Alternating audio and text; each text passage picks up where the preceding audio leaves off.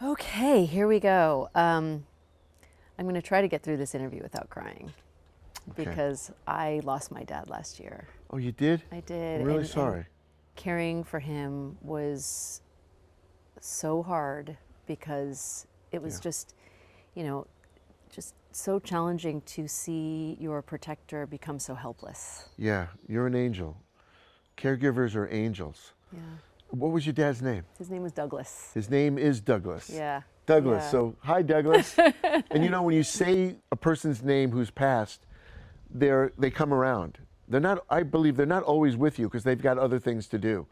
But Douglas is here. Yeah. And so is Stanley, my dad. Because you see, I'm going to start crying even within a couple minutes of this. I understand. I understand. Well, on that note, Yeah. tell me about Stanley. What was your dad like? How would you describe him? My dad was the greatest. My dad was always good to me. He was the first man who ever held me, first guy I ever looked in his eyes, and I fell in love with my dad. He was a hero. He was an airborne Army Ranger. He was a New York City policeman. He was trained in Ansbach, Germany, and went to signal school. My dad was a power lifter and a weightlifter, and he did handstands for 20 minutes. He loved his kids. When he would go to work, he would come home. He wouldn't go out to have a drink with the boys. He would come right home.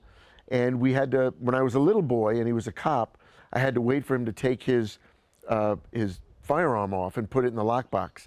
And then we could hug him. And my dad, one of my dad's favorite thing was, stop hanging on me. Because we would just grab him. All three of us, my two sisters and I, we loved my dad so much. He was always strong and sensitive. He was kind and he was firm.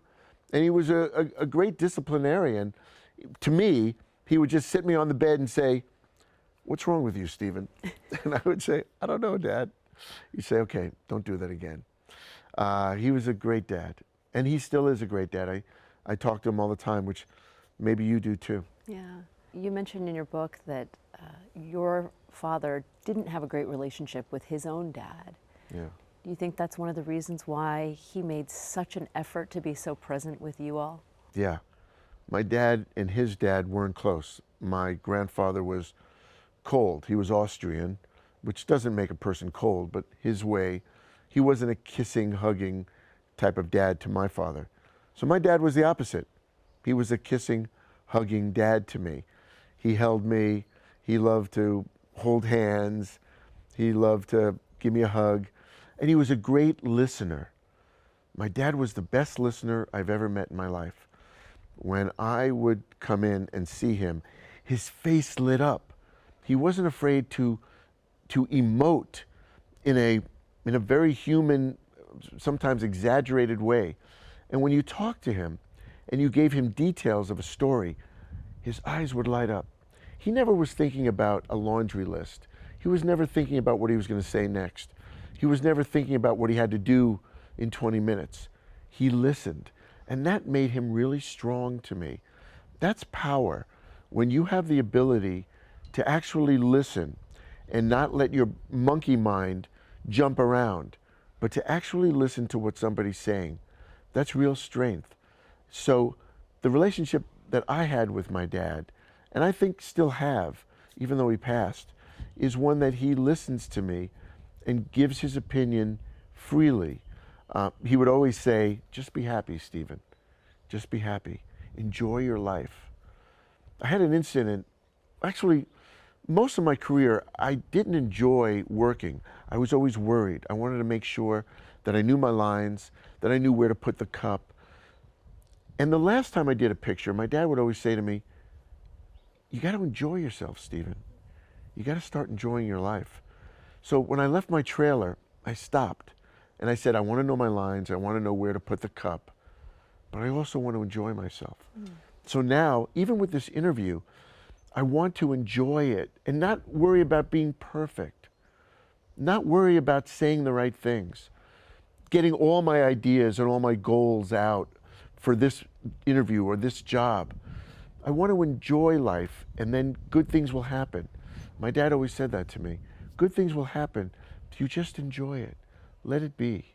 I think most people go through life as kids and as you get older, and you kind of don't want to hang out with your parents as much. You kind of want to do your own thing. Yeah.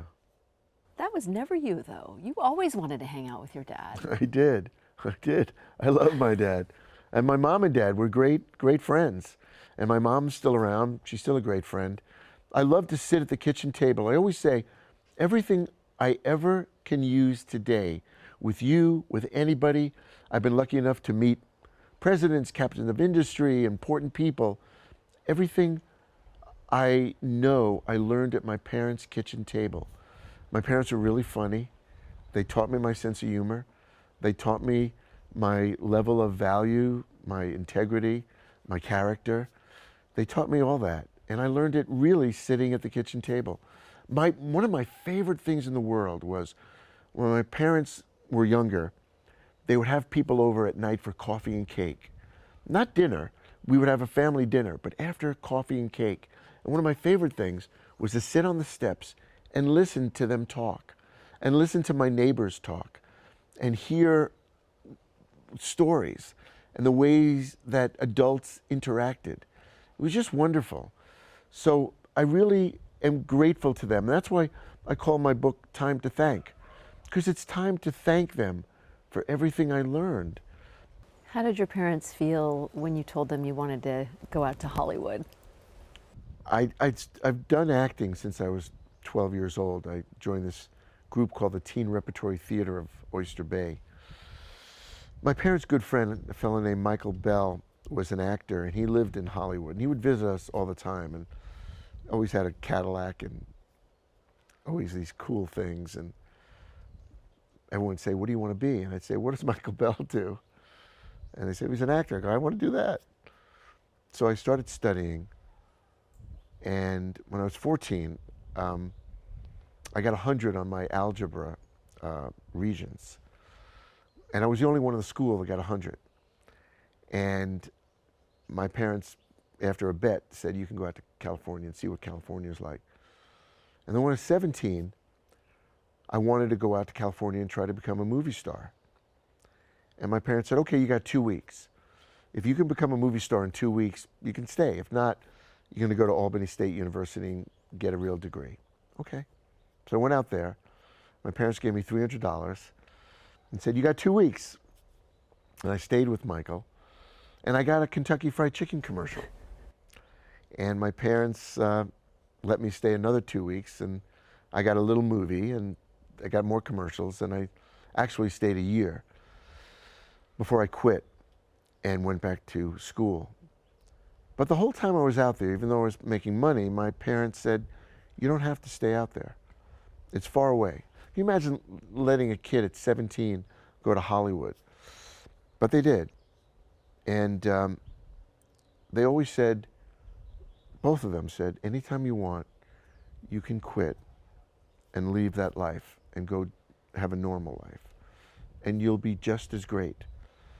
And you'll be just as successful." Do you think they had apprehensions about you wanting to become an actor? I mean, maybe in some ways they wanted you to to fail at 17. Yeah. I think that anybody who's a parent of an artist worries, how are they going to live? How are they going to make a living? I mean, the chances of becoming a successful actor are infinitesimal. I mean, it's impossible odds. And I'm always grateful that I bought this shirt and these jeans and this chair with money I got from acting. I mean, it's just almost impossible. I always say that to all my friends who are actors. I mean, you're sending your kids to school on money that you made acting. It's incredible. So you came out here, you did it for a year, and then you quit. Yeah. And went back home. I went back home. I still am uncomfortable with the culture of show business. Although I have so many good people in my life who are in show business. But the people who don't know you can be pretty rough. And, you know, the town is riddled with stories like this. We all know those stories. And we've all dealt with people, if you're in the business, that are cold. But my parents were pragmatic about it. And they said, yeah, you should quit if you don't want to do this anymore. I remember going into my agent and saying, I'm going back, I want to be a civilian, I want to be a regular person. And they were just out of their minds. They couldn't believe it because I was doing pretty well. But my mom and dad said, yeah, you're done. You tried it, it was fun, you made some money. Now come back to the real world. And I felt like Spock, the Vulcan, half human, half actor. I went to school, and my parents, I'll never forget my parents driving me up to Albany State. And I was so excited to be out of show business and to be in the real world. There's a real big difference. The show business world, the personalities in the show business world are like the normal world to the 100th degree. You know, if you're the cleverest people in the world are in show business, and the most talented, and the most generous, and the kindest. You know that song, "There's no business like show business, like no people I know." It's true. Some of the greatest people in the world, the most wonderful people in the world I've met in show business. But it can be rough. And I really enjoyed going back and being part of the real world. I always say, I'm a regular guy in an extraordinary life. Mm. My father was an extraordinary guy in a regular life. So what brought you back out to Hollywood? Well, I came back because I got this call from my agent when I was at a party in my suite at Albany State, and everybody was a little tossed, inebriated, and so I got on the phone with my agent, and he said, "I got an audition for you." I said, "Well, I don't really know if I want to be an actor." And he said, "Well, just take the information." It was called Boys from Brazil, and it was going to be starring Greg Peck and Larry Olivier and James Mason, and so funny that when it's hard to turn that down, right? Yeah, you know, yeah. And so I just thought to myself, Laurence Olivier always said, "Call me Larry," and it was directed by this guy Frank Schaffner, who did Planet of the Apes and Patton, Papillon, great movies. And I asked my dad. My dad said, "You know, just go down and do the audition. If you don't get it, you don't have to think about it. But if you get it, you'll decide. If you don't want to, you can turn it down." So I went down for the audition, and I got the job. And my dad said, "Well, they're going to be shooting in Portugal. You're going to be with Laurence Olivier and Gregory Peck and this great director. Go do it. And you've never been overseas. See what it's like. Might be exciting." And I did. And that was going to be it. And then I got another offer to do a television series in LA called Billy with a guy named John Rich, who directed All in the Family, all the All in Families. So it was hard to turn that down. But I did. And then they came back with more and more money, and my dad said, "You know, maybe just go down there and just do this thing, and then you can come back to school. But that kind of money might change your life." So I did, and then I just kept getting offer after offer after offer. And then I left Albany State permanently, and I came out to California, and I kept working. Steve, did you always ask your dad his thoughts and advice about every project that you were offered? Yeah, I did. My dad had a great sense of artistry. His father actually was a terrific artist, a great Indian ink artist. And he wanted to do that. And his father, named Jacob, who owned a moving company, said, "No, you've got to work on the truck." And my dad had a great light hand and was able to illustrate. So my dad was really in favor of the arts. Now, there were pictures that I told him about that I got offers on. He said, "Nah, that sounds terrible." And he was pretty much right. He loved to read scripts. He loved to give his point of view. He knew actors, and he knew actresses, and he knew directors. And he had a great instinct. So he would always encourage me. He woke me up every day at 6 in the morning, and he said, get out of bed, get to the gym and start working out and start your career again every day. He said to me, you start your career every day as an actor. It's a fresh day every day. Very few things continue. You've got a new job every day. And he wanted me to succeed, but he wanted me to succeed in life. And my career was just part of life. It wasn't all of life. What did those conversations mean to you, those daily calls at 6 a.m. when you are here in Hollywood? I'm sure you had a few late nights. Yeah, a few late nights, yeah. But you never missed that 6 a.m. call. No, I always answered that phone. I always had to be home at 6 o'clock. Even if I got home at 5 to 6, I had to answer that phone. Hi, Dad. Stephen, are you up? I'm up. All right, let's get going. It's going to be a great day. Let's go. I say, okay, Dad. And he'd say, what'd you do last night? And sometimes I would, have a top ramen and go to sleep at 9. And then sometimes I would say, Dad, I had a late night. He'd say, okay. Okay, you get in trouble? I go, no. He goes, okay, let's get going. Dad, I only had 4 hours sleep. Let's get going. You'll sleep tonight. And it was sort of a soldier's conversation. Quick, I want you up out of bed, let's go. And there were times when I slept on a fold-out couch. And he would say, fold up the couch, let's start. And I'd fold up the couch and I'd start.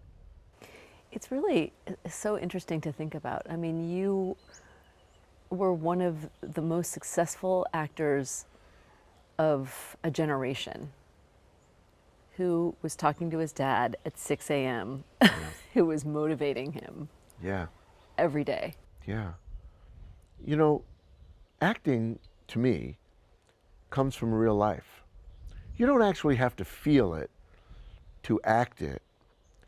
But I think that your life experiences and what happens to you day to day affects your performance and what you convey and what you can bring to the material. And my dad was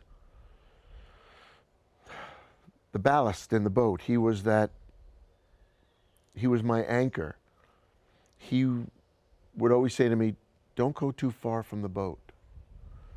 Always be able to tug and feel that boat. That's what you need, Stephen. Some people don't need that, but you need that. You need to know that you're connected to something real. Because often in show business, it's not particularly real. And that's okay. Those are the rules. Sometimes it's very real. But when it's not, I often need to tug and be connected to that boat, that anchor. And that was my dad. And that was that 6 a.m. call. Yeah, 6 a.m. every day, every day. I mean, life in Hollywood can be really seductive. Do you think things would have been different for you had you not had that grounding force, had you not had those daily 6 a.m. calls with your dad? Oh, my dad was a rarity. I mean, so many people I know didn't have that anchor, those cushions around them. And where I could have gone wrong, I didn't. But I know plenty of people that went wrong because they didn't have somebody tugging at them or someone they listened to. I think my dad saved me. I never had a bad experience out here. I've never been taken advantage of. I've never had any trouble. And I think it was because of my dad's instincts, and maybe he passed them on to me, that I know it's time to go. My dad always had a great way of telling me it's time to go. My dad would say, not much good happens after midnight. You got to be on your way. And I think I avoided some disasters by being on my way. I imagine it would be very easy to get in some trouble out here. Yeah. Oh, absolutely. You know, when you're an actor, an A successful extraordinary, actor. a successful actor, and in an extraordinary situation, life is as people are to the 10th, to the 100th degree. So are experiences. An experience in the real world here is 20 times as much. The temptations, the offers, the opportunities, good and bad, are heightened. And I think you have to be very, very careful of that. And I absolutely took advantage of some opportunities, but it never turned negative for me. It never was bad. I think that you have to be very, very careful when you're in demand. And even to this day, I have to be very, very careful of opportunities that come along that are heightened, and I get a feeling I probably shouldn't go through that door. It's that voice. Yeah, it's pretty much my dad's voice saying, I don't know about that, Stephen. I don't know. There was a time in my career when I was surrounded by the wrong people. And it went on for a few months where the friendships I made were new friendships, and they were based on success. They were based on what we had in common was the fact that we were making it. And they weren't the best type of people. And I remember my dad was visiting one time, and I said, Dad, I want you to come out to dinner with a bunch of our friends, these new friends. I said, okay. We went out to dinner. And I remember my dad was really quiet, not making any jokes. I had a Ferrari at that time, and the crowd was personable but cold, an uncaring crowd. And my dad said to me, I want to talk to you. And he said, you're not a Ferrari guy. And these people, they're Ferraris. They're too fast for you. They're not your speed. You need to move on. It was fun, but they're not a regular diet for you. This isn't the crowd you should be in. And I took his advice, and he was right. And I sold the Ferrari. He was a Ferrari guy, though, wasn't he? My dad loved cars. He loved fast cars. Yeah, he did. He did. Did your dad have a favorite Steve Guttenberg movie? Of course.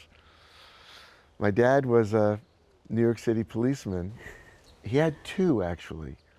He loved Police Academy. My dad loved Police Academy. But he also loved this movie I did called Bedroom Window with Isabelle Huppert and Elizabeth McGovern, directed by Curtis Hanson. And it was a thriller. And he loved Hitchcock movies. He enjoyed them. And this was like a Hitchcock movie. He loved that movie. I understand for your Police Academy audition, you wore your dad's Police Academy shirt. Yeah, yeah. And you didn't think you were going to get the role. No, not at all. A few days before the screen test, I called my dad and I said, I'm auditioning for a movie called Police Academy. And he said, oh, you should wear my cadet shirt. And I said, really? He goes, yeah, it's gray. It's not blue like a policeman.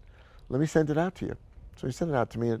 It has an insignia, and it's gray, and has a little area where the badge goes. And I went to the screen test, and I was screen testing against a really talented guy. And the director came out and said, "Where'd you get that? Did you make that shirt, boy?" And I said, "No, no, that's my dad's police academy shirt, the real one." He goes, "All right." Now, when the other actor did his screen test, everybody was laughing. They were clapping. They were hooting and hollering. And I thought, I got no chance.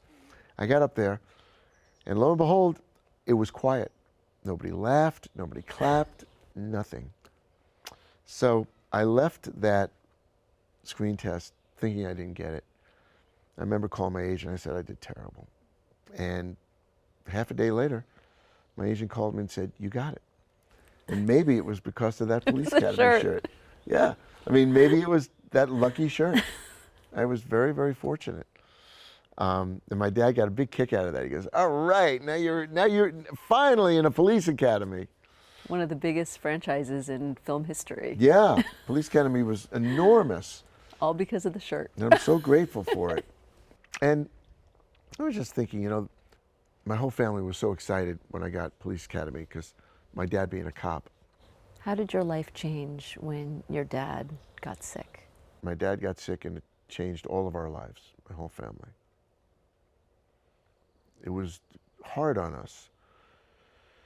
But I do want to recognize that my family, my mom, my two sisters, my wife, my brother-in-laws, my nieces and nephews, everybody pitched in to help my dad. Everybody. Everybody in their own way spent time with him, cared about him, were caregivers.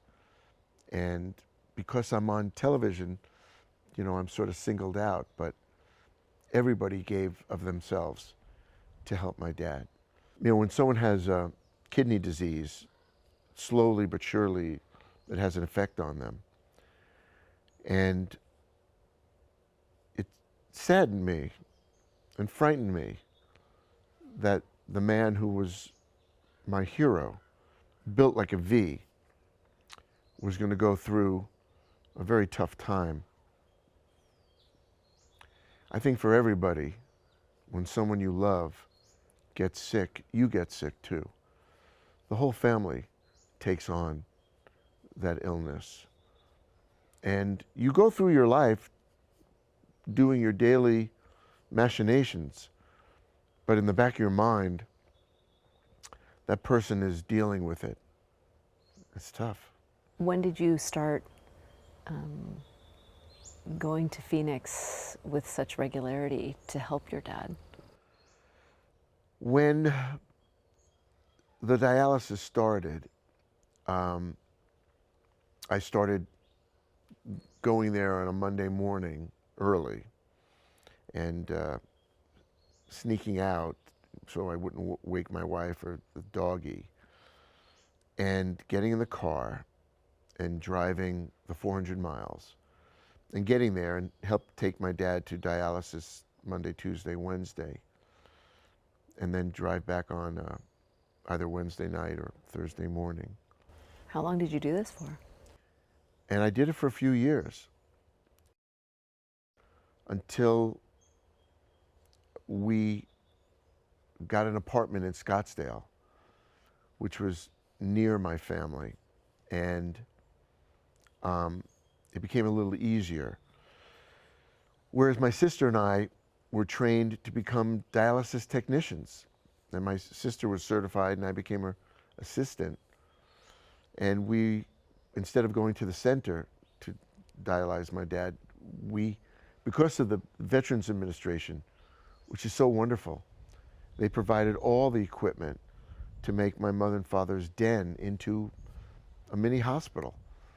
And my dad would just have to toddle out of his bedroom and go in the chair, and then we would cannulate him, which means you put the needles in and the needles out, in dialysis you change all the blood in a person, chill it to 34 degrees, and put it back into that person.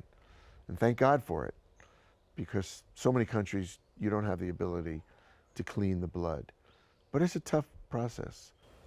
So for a number of years, you were driving back and forth between LA and Phoenix Yeah. every week to take care of your dad. Yeah. Yeah. It was tough. It was tough on us. And my wife would come with me, and I was able to devote myself to the process. And my sister Susan and the whole family, my mom, my sister Judy would come out from Jersey. I mean, you really had to put your life on hold. Yeah. I mean, were you turning down work in order Yeah. to be able to do this every week? Yeah. Yeah. I would turn down work. I would know that this is what has to be done. He was really sick, and it was tough.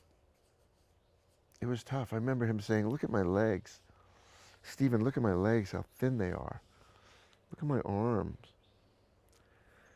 It was tough on him. He couldn't exercise. He couldn't work out the way he used to work out. And at one point, the nephrologist said, "You can't do that stuff anymore." We had a great nephrologist named Dr. Jean Roby, who really loved my dad, cared about my dad. What was it like for you to see your hero and your protector just start to wither away? It was a hard thing, because when you're a caregiver, you're just sitting in the room with him, looking at him, anticipating his every need. Maybe he needed ice in his mouth. Maybe he needed a drink of water. Maybe he needed to be moved up a little bit in the chair. Maybe he needed his feet rubbed. And you're also trying to take care of everybody else in the house. You know, look after your mom. She needs to go to doctors too. And it was tough. It was tough on everyone. You are suddenly in a position where the man who took care of you, now you're taken care of. In the book, I talk about when I was young, my dad would put my pajamas on, would put me in the shower, would teach me how to shave. And then when my dad got sick, I would help put on his pajamas with the family, and I would shave him, and I would get in the shower with him. There are tens of millions of unpaid caregivers in America. Is there anything you want to share with them? Yeah. I want to say to all the caregivers, you're not alone. It's a very lonely occupation, vocation, where you're sitting there with someone who's sick. But there are over 53 million caregivers in this country, more than that. And every single one of them really is doing it in a solo position. That everybody at one point is going to need caregiving or going to be a caregiver. And I wrote this book for all the caregivers, so they know that they're not alone. And everybody at one point is going to be part of a caregiving generation. And just to know that what you're doing is making a difference. And if you're a caregiver, you're an angel. And I want all those caregivers out there to know that they're angels, that they are making a difference in this world. You know the story about the boy who's walking with his father and sees tons of starfish, and the father picks up one starfish and throws it into the ocean.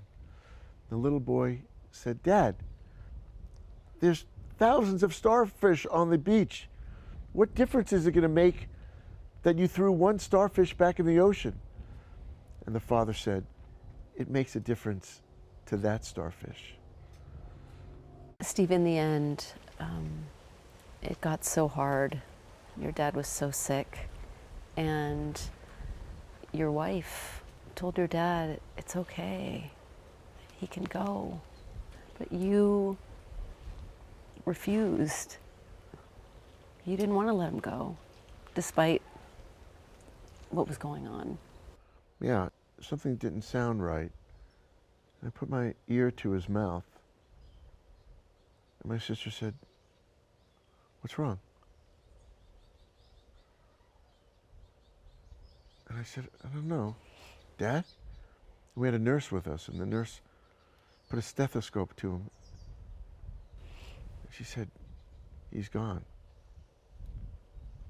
I said, no. And I started doing CPR on him. And I just couldn't accept it at that moment. When would you say you finally let him go? I probably let him go a year later, maybe a year into his passing, that I knew he was gone, and that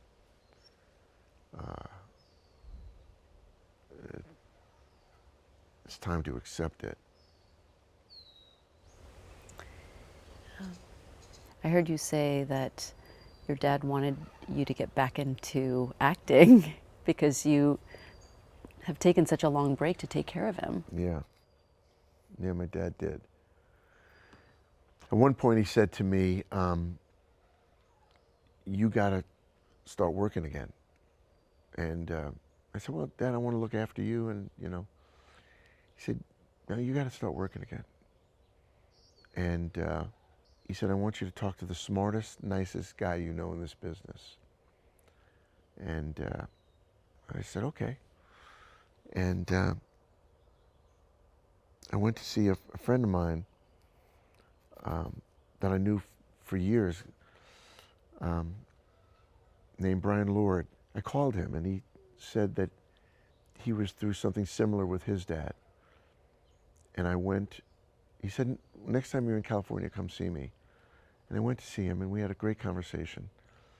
And he said, you're not done. You're not done. Let's see if we can help you here. So I'm very grateful to Brian for helping me. Back in the saddle? Yeah, I really want to work. I really want to work. I love acting. I love the craft of acting. I love what it does for society. I love the communication. I love the lessons. I love the entertainment of it, the education of it. I love working with other actors and other artists and directors and producers, writers. I like working. Will you still seek out your dad's advice before every project? Oh, I do. I do. I think about him all the time. He has a ton of them, a ton of things that he says. And, one of them was believe. Just believe in yourself, Stephen. Believe in yourself. I saw you pick up your phone, and I saw that you have your dad's picture Yeah. as your screensaver. Yeah. Yeah. Let's see. Yeah. That's my dad. Yeah. A lot of people have their dad as their screensaver. Yeah, do they or no? I don't think so. No. That's my dad, yeah. Great photo of him. Yeah, he was something else. He still is. It's hard to believe that he's gone. I still think that he's around. I still think that he's here. He is. He is. Just say his name. Stanley.